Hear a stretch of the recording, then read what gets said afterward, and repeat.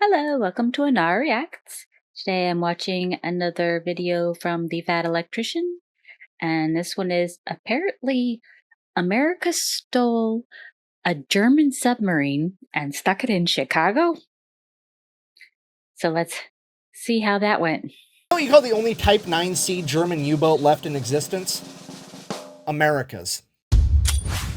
Today we're talking about the time that America stole an entire German submarine and then stuck it in the middle of Chicago. I mean, when America strategically transferred a piece of equipment to an alternate location. But first, a word from our sponsor. This video is brought to you by Warwood Tools, a family-owned business that for over 160 years has been making sledgehammers and axes right out of West Virginia using American 1060 high-carbon steel, and to this day they still make all their tools using World War II era drop hammer forging. So if you want some tools that are going to outlast you, I would recommend Warwood Tools, and I'll have them linked in the description down below. Moving on. Okay, important context in case you don't know. During World War II, American supply lines to the European theater were absolutely devastated by German U-boats, aka submarines. These German U-boats are credited with sinking over 2,700 American ships, totaling in over 14 million tons of American ships and supplies that were put at the bottom of the ocean. Because of this, America would form what is known as hunter-killer groups, task forces of American ships who were sent out, and their entire job was to hunt and destroy these enemy submarines. Because that's just how America gets down. We don't believe in self-defense, we believe in self-offense. It's way more efficient. And that's pretty much all the context you need. So, April 4th, 1944, a hunter-killer group known as Task Force 22.3 would set out, engage, and destroy the German U-boat 515. Absolutely everything went according to plan, nothing was out of the ordinary.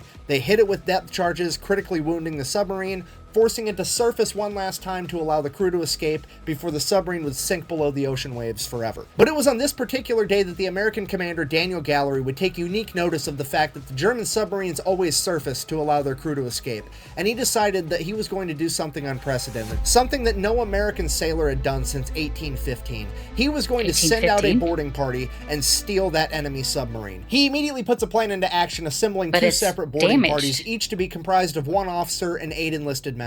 And these 8 enlisted men are going to be the top 8 guys that you would absolutely want on hand to be able to address any problem that could arise with keeping this submarine from sinking to the ocean floor. People like the electrician, the machinist, the boatswain's mate, the torpedo technician, oh, and the photographer. Yeah, one of the 8 people going on the extremely dangerous and important mission is going to be a photographer because, you know, pics or it didn't happen, right? America's about to do some gangster shit. You best believe we're going to designate somebody to stand in the corner with the camera and yell "World Star" while we do it. June 1st, 1944, Task Force 22.3 receives intel that there's an enemy submarine operating off the coast of Africa. That submarine would turn out to be U-boat 505, and they would head to it immediately. And this poor U-boat has absolutely no idea what's coming for it, because at this point in time, this task force is comprised of the flagship and escort carrier, the USS Guadalcanal, as well as 5 destroyer escorts, the USS Pope, the Pillsbury, the Jinx, the Chatelaine, and the Flaherty. And if you don't know what a destroyer escort is, at this point in time, it is a ship that has one job and one job only, and that is to fuck up enemy submarines. Okay, this hunter-killer group is rolling up on this U-boat like Debo on a beach cruiser. Somebody's about to have a bad day, and it's probably not going to be them.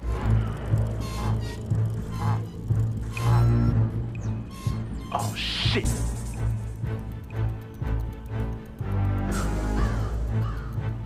June 4th, 1944, after 3 days of chasing down this U-boat, they would finally catch up to it, and the USS Guadalcanal would immediately scramble 2 Grumman F-4F Wildcat fighters as the rest of the destroyer escorts made their way towards the submarine. U-boat 505 was already submerged and underwater, but the Grumman F-4F Wildcat pilots are able to see the long dark shadow of the submarine underneath the water because it's broad daylight. And once they confirm that it is in fact an enemy submarine, the destroyer escorts begin loading their hedgehogs to fire upon it. If you don't know what a hedgehog is, it is the most feared anti-submarine weapon in all of World War II. It is like a fully automatic mortar capable of firing over a wide area. Once these mortars hit the water, they can plunge into the depths of the ocean at 33 feet per second, and as soon as they make impact with anything, they will explode and destroy it. The hedgehogs would detonate early, not scoring a direct hit, but still rocking and damaging the submarine, jamming its propeller, and putting out its lights. Quickly realizing they hadn't done enough damage, the destroyer escorts above would begin launching depth charges. The depth charges would rupture the hull of U-boat 505, 505 and the entire submarine would be forced to surface one last time as a hatch would open and all the German sailors would begin flooding out onto its deck and into life rafts. At this point, the American boarding party grabbed their Tommy guns, hopped in their whaling boat, and made their way over to the submarine. They received no resistance from the Germans as they made their way down the hatch into the sub and began working on it to try to save it. Okay, time out. I need to make sure that you fully grasp how ridiculous what these 9 Americans are about to do actually is. Okay, I mean, you have they a ruptured German the U-boat hull. that is so critically damaged that the 50 men that have been living on this U-boat, that have been trained on this U-boat has controls in their language and in their units of measurement. And they have decided cumulatively that, hey, this thing is so damaged that we need to run for our lives. And then while they were evacuating, they would also place scuttling charges, which are large explosive devices that detonate, ensuring that the ship sinks so that America can't retrieve it. So not only is the situation so bad that 50 of them can't fix it, but they made the situation worse on their way out. And you now have 9 Americans, one of Lovely. which is a fucking camera guy, going in there to do what they couldn't pull off. This mission is seemingly impossible and borderline insane, but they do it anyways because America. So they get inside the sub and begin going to work immediately. The torpedo technicians and ordnance officers begin defusing scuttling charges as the electricians go to work at trying to get the bilge pumps back up and running to pump water out of the submarine. And the damage control men and the machinists begin working on plugging holes and getting the motor back up and running. And while all of this is going on, the officer in charge of the American boarding party, Lieutenant Albert David, notices that the submarine is sinking so fast that there is now water pouring into the open hatch on top. crap. And it is at this moment that he has to make a split decision. He either has to get his men out and save their lives, or he has to shut the hatch and give them more time to work. But if they can't pull it off, they are all going to die in that submarine. And without thinking twice, he closes the hatch. A few minutes later, the Jeez. second boarding party would board U-boat 505, and they would attempt to open the hatch to get inside the submarine and help. But the sinking submarine had created such a powerful vacuum that it was impossible. So they did the next best thing. They got a tow line, tied the U-boat 505 to the USS Guadalcanal, as the USS Guadalcanal began towing the now sinking U-boat. Feeling that they were now moving, the Americans on the inside had an ingenious idea. You see, the U-boat didn't have enough power for anything but lights. They were running entirely on batteries. The reason they didn't have power is because the propeller was jammed, and the propeller was jammed because they couldn't get the motor going again. So what they did was they disconnected the drive shaft between the motor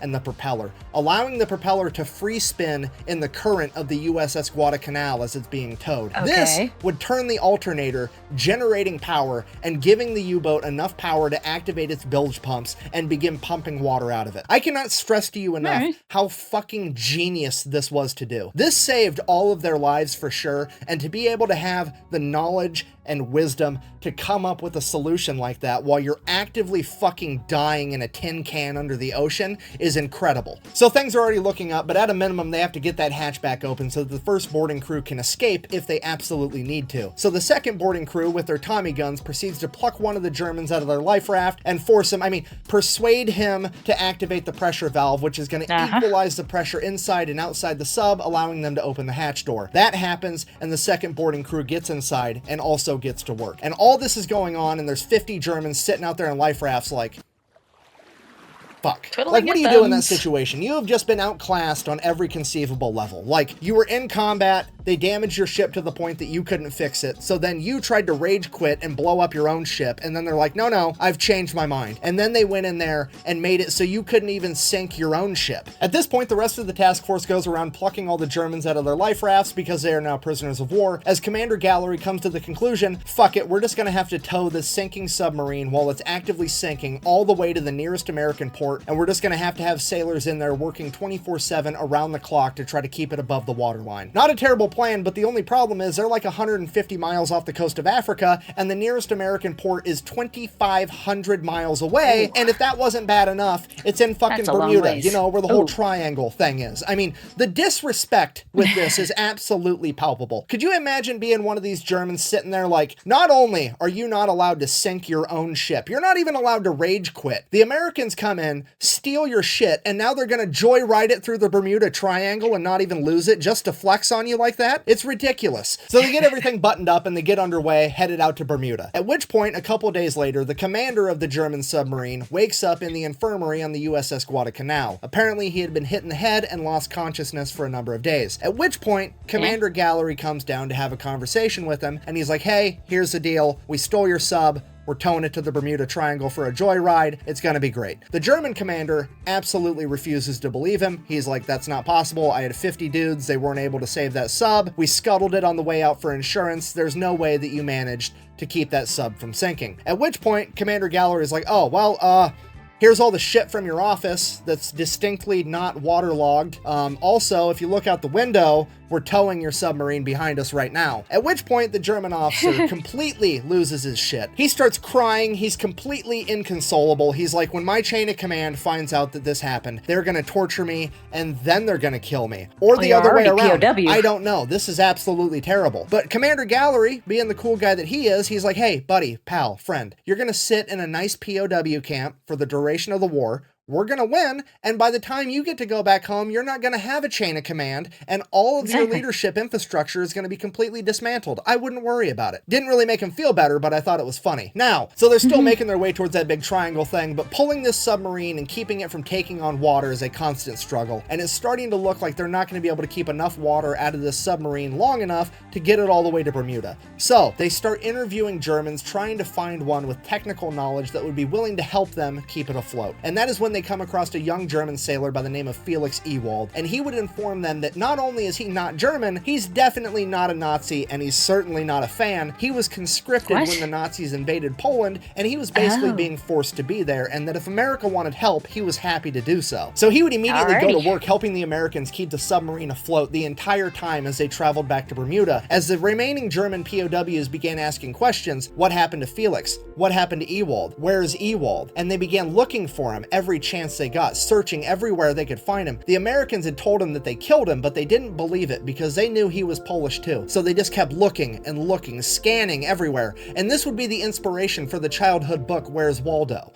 I'm just kidding, I made that part up. Anyways, with the help of Felix, they managed to tow this submarine all the way to Bermuda. They get it fixed up. It's definitely not going to sink, at which point they get to go in and really start looking at what intel they had managed to gather. And holy shit, there is an up-to-date active Enigma cipher machine on board. This is what the Germans were using to send all their secret military communications, and it could prove absolutely invaluable. They also had a bunch of up-to-date ciphers and a bunch of other documents that were deemed so important that they were printed on water-soluble paper so that if the boat did sink and these documents got wet, they would completely disintegrate and be unrecoverable. It is at this point that the American leadership decides the Germans have to think that this boat went down and everyone died. We cannot let them know that we have this information because now we're going to be able to decode all of their secret transmissions and we don't want them to change the code. So they take U-Boat 505, they actually paint it to look like an American submarine and then start referring to it as the USS Nemo, which if you don't know is Latin for no one. They then take all the German POWs from U-Boat 505, send them to Louisiana, where they're going to be completely segregated from all the other POWs, so nobody knows who they are or where they came from. All the American sailors are then ordered to turn over all of the souvenirs that they gathered out of U-Boat 505 and to shut the fuck up about it. And as far as anyone on the planet needs to be concerned, this U-boat is at the bottom of the Atlantic Ocean, 150 miles off the coast of Africa. Nobody can know that we have this. But if those Germans weren't allowed to write home through the Red Cross, that's technically a Geneva Convention violation. But first of all, when you're on the winning side, those aren't actually rules, they're more like suggestions. The code is more what you call guidelines than actual rules. Secondly, let's just be honest here. If you were a POW in World War II and the worst thing that happened to you is you weren't allowed to write home while you were being well fed and treated with dignity, you came out on top. All right, so somehow the United States manages to keep this thing a complete secret until May 7th, 1945, when Germany issues their unconditional surrender.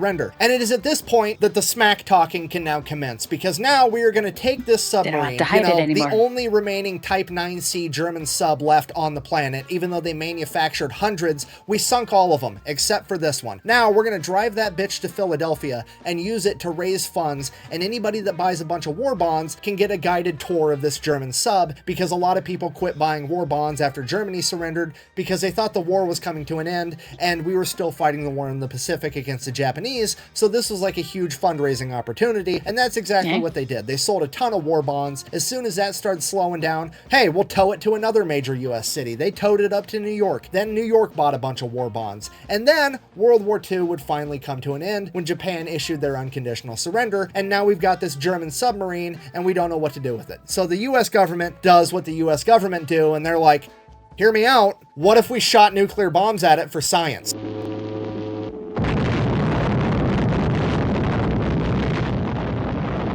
At which point, Commander Gallery, who's now an why? admiral, chimes in and is like, no, I stole that thing fair and square. We're keeping it. So he ends up orchestrating a deal with the city of Chicago where the U.S. government will donate the submarine to the city of Chicago as long as the city pays to have it shipped all the way there. And that's exactly what happens. They took had to be a hell of a Type shipping 9C fee. German submarine, the whole thing in one piece, and put it in Chicago, you know, like the major city that's the most inland of any other city in America. It's literally fucking 2 Germanys into America. Yes, that is to scale. An incredible logistical feat is the icing on the cake for one of the most amazing and utterly disrespectful stories to ever come out of World War II. And I'm happy to say that if you would ever like to go see U-Boat 505, you still can, because it is still in Chicago today at the Museum of Science and Industry, where it currently sits as a proud member of the 2nd largest navy on the planet, America's fleet of museum ships. Thank you for watching. Best way to support the channel is go buy some merch at thefatelectrician.com. Quack bang